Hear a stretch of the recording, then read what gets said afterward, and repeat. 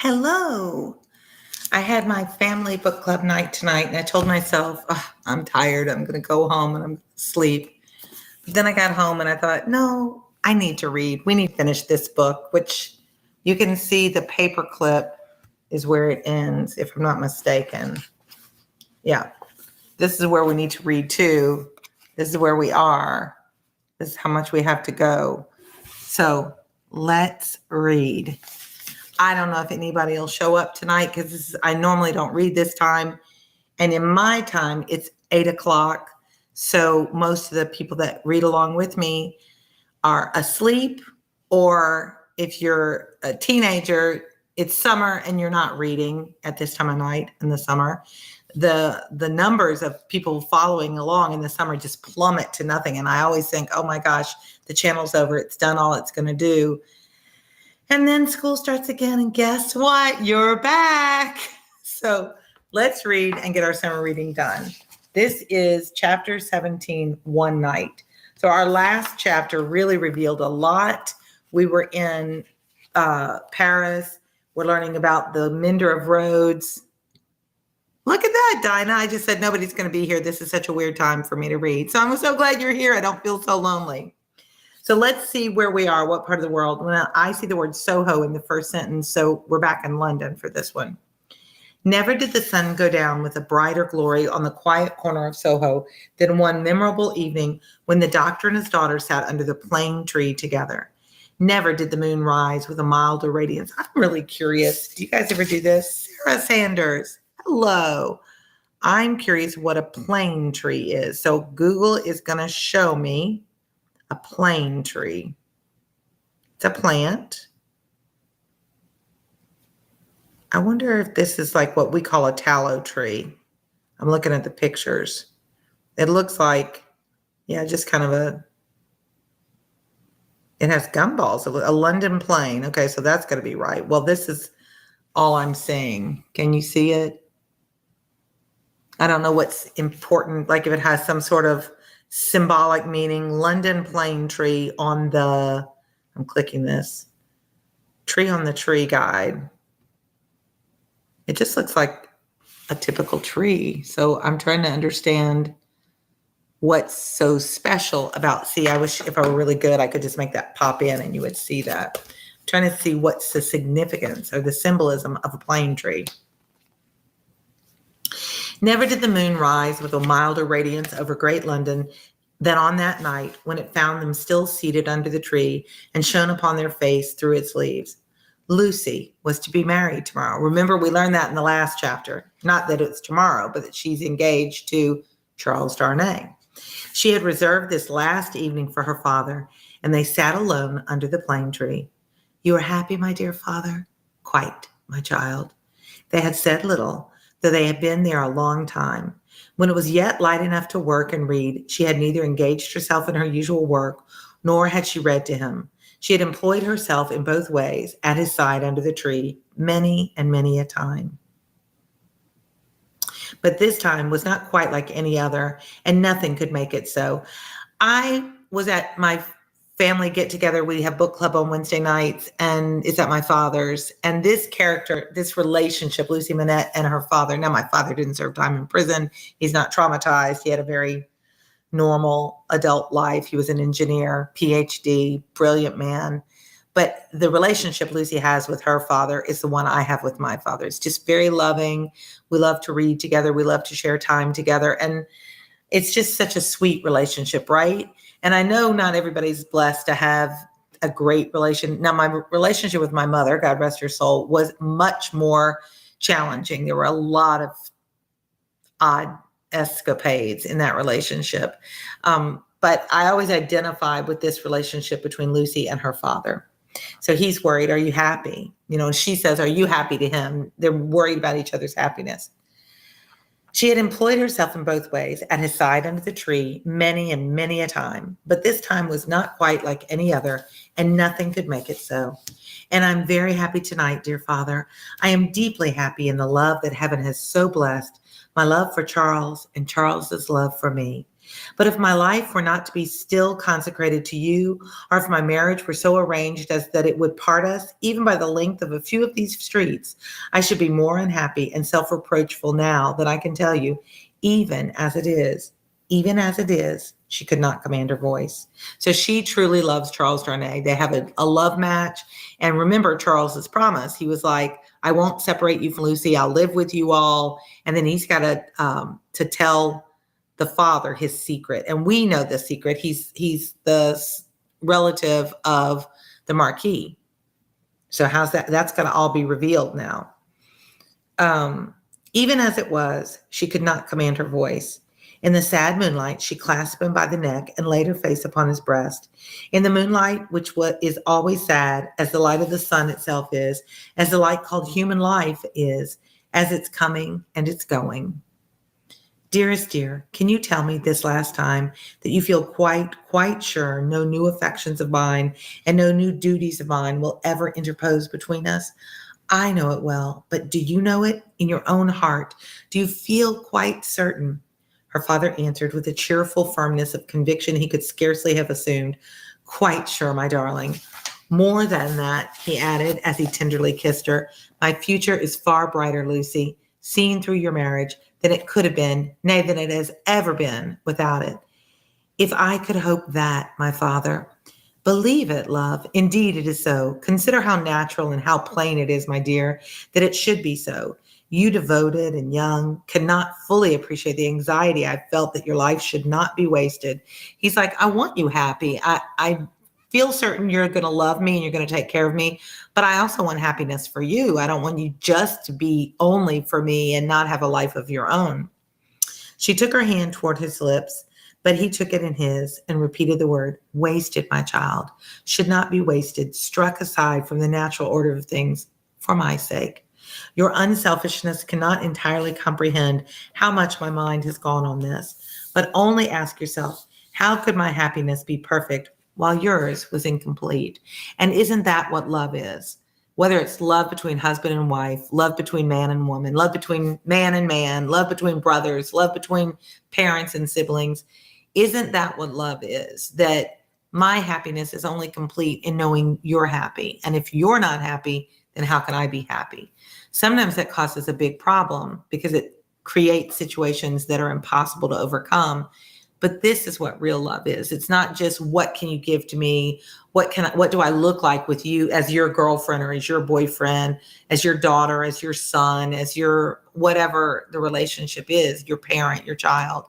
He truly wants her to find her happiness. And now he's so over the top with happiness because he gets to keep her and he sees her loved and cared for. If I had never seen Charles, my father, I should have been quite happy with you. He smiled at her unconscious admission that she would have been unhappy without Charles, having seen him, and replied, my child, you did see him, and it is Charles. If it had not been Charles, it would have been another. Or if it had been no other, I should have been the cause, and then the dark part of my life would have cast its shadow beyond myself and would have fallen on you. It was the first period, except at the trial, of her ever hearing him refer to the period of his suffering. It gave her a strange and new sensation while his words were in her ears, and she remembered it long afterwards. See, said the doctor of Beauvais, raising his hand toward the moon. I've looked at her from my prison window when I could not bear her light. I have looked at her when it was been such torture to me to think of her shining upon what I had lost, that I had been beating my head against my prison walls. I have looked at her in a state so dull and lethargic is like without life, that I have thought of nothing but the number of horizontal lines I would draw across her at the full and the number of perpendicular lines with which I could intersect them.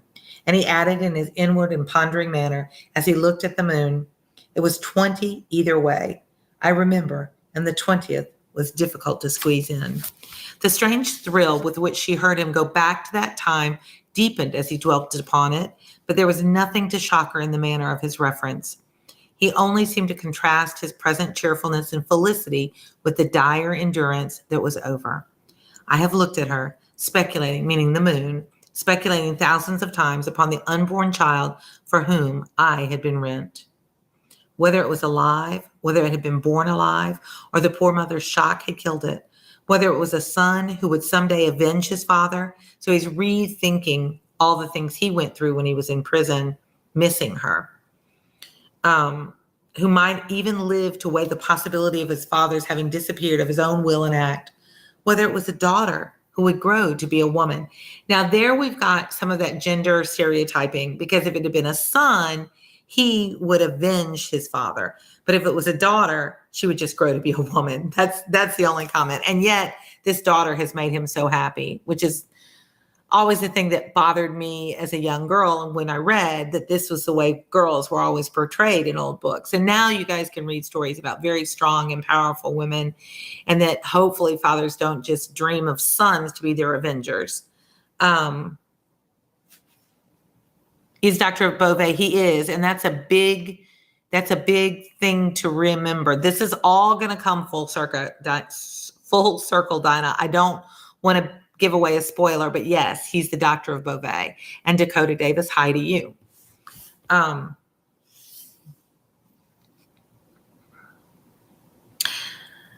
She drew closer to him and kissed his cheek and his hand. I have pictured my daughter to myself as perfectly forgetful of me, rather altogether ignorant of me and unconscious of me. I have cast up the years of her age year after year. I have seen her married to a man who knew nothing of my fate. I have altogether perished from the remembrance of the living, and in the next generation my place was a blank. My father, even to hear that you had such thoughts of a daughter who never existed strikes to my heart as if I had been that child. You, Lucy?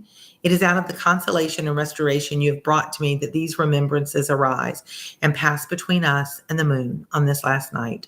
What did I say just now? She knew nothing of you. She cared nothing for you. So, but on another moonlight night, when the sadness and the silence had touched me in a different way, have affected me with something as like a sorrowful sense of peace, as any emotion that had pain for its foundations could, I have imagined her as coming to me in my cell and leading me out into the freedom beyond the fortress. I have seen her image in the moonlight often, as I now see you, except that I never held her in my arms. It stood between the little grated window and the door. But you understand that that was not the child I'm speaking of? The figure was not the image, the fancy? No. That was another thing. It stood before my disturbed sense of sight, but it never moved. The phantom that my mind pursued was another and more real child. Of her outward appearance, I know no more than that she was like her mother. The other had that likeness too, as you have, but was not the same. Can you follow me, Lucy? Hardly, I think. I don't follow him. I doubt you must have been a solitary prisoner to understand these perplexed distinctions. And I'm going to pause to read Dakota's comment. Your separate piece videos helped me to get an A in my English class. I love hearing that. I can't say it. In my English class. Big hearts. Just wanted to say thank you. Well, Dakota, that was your work and that was your mind and that was your understanding. All I did was just help you save some time and keep you focused, maybe. I'm not sure. I'm super glad that you let me know that, and have a great summer and have a great new school year. I got a little lost in what Dr. Manette is talking about here. His collected and calm manner could not prevent her blood from running cold, as he thus tried to anatomize his old condition. In that more peaceful state, I have imagined her in the moonlight coming to me and taking me out to show me that the home of her married life was full of her loving remembrance of her lost father. My picture was in her room, and I was in her prayers. Her life was active, cheerful, useful, but my poor history pervaded it all. I was that child, my father. I was not half so good, but in my love, that was I. Chelsea says, I helped you too. Yay. Chelsea, thank you so much, because honestly, I don't teach anymore. So if y'all read a separate piece, I was still teaching. I stopped teaching in 2019. To my surprise, right before the pandemic, and I went to work for the Department of Education. So I'm still in education, but I'm not actively teaching. And I miss being a teacher. I miss it so much. So, Dinah, you've taught me so much, but thank you. That's so sweet. Hello, Queen back. I never know what to say when somebody says, hey, Queen. You guys have to teach me that. What's the right response to hey, Queen? Like a real queen doesn't acknowledge it, right? She's like, yes, of course, I am the queen. But I'm not a real queen. So that makes me be like, Queen, me? Are you kidding me? I'm the old lady. I'm just the best tutor friend. So I don't know what to say to hey, Queen. Is there a response to hey, Queen? My favorite was when I just learned what a goat was and said somebody called me a goat. In my generation, that was a real insult to be a goat. Like that was an old hag, an old ugly thing. And then my students were like, no, name. No, that's greatest of all times. I'm like, oh, that's a compliment. Thank you. So when you get old, you don't know what all these different things mean. And so if you're going to use them with old people, you have to teach us how we handle it and what we say to it and how we answer you. Plep.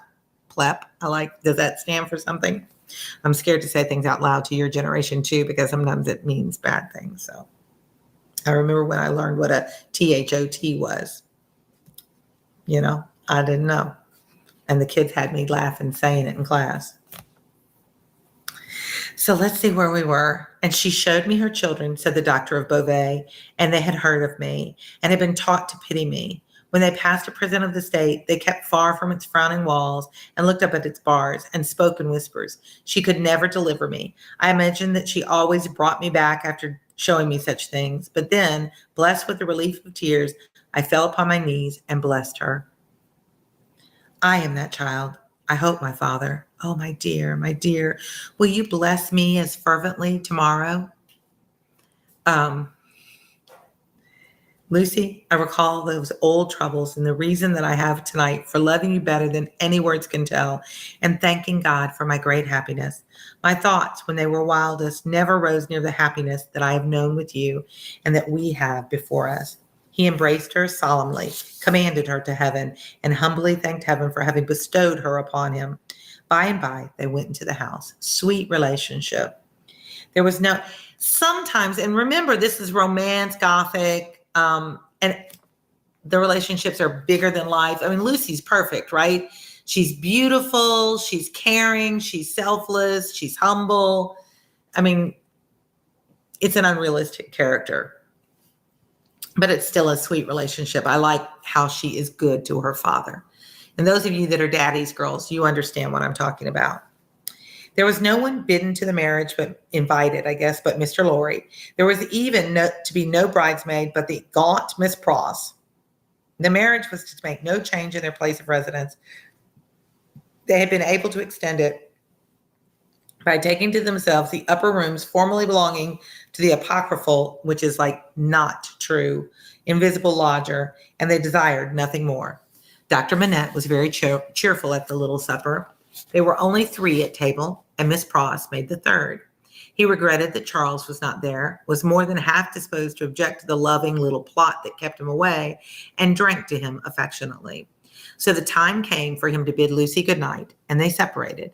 But in the stillness of the 3rd hour of the morning, Lucy came downstairs again and stole into his room, not free from unshaped fears beforehand.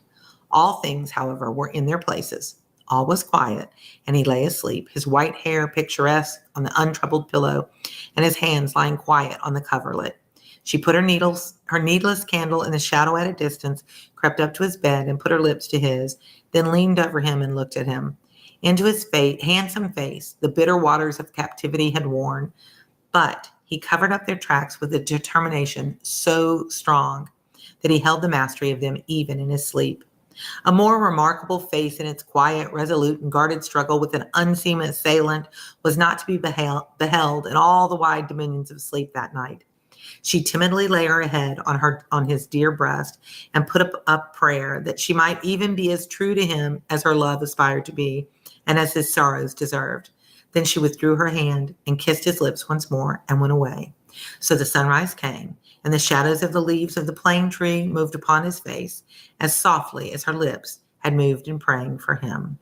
And that's the end of chapter 17. Hey, Vorak.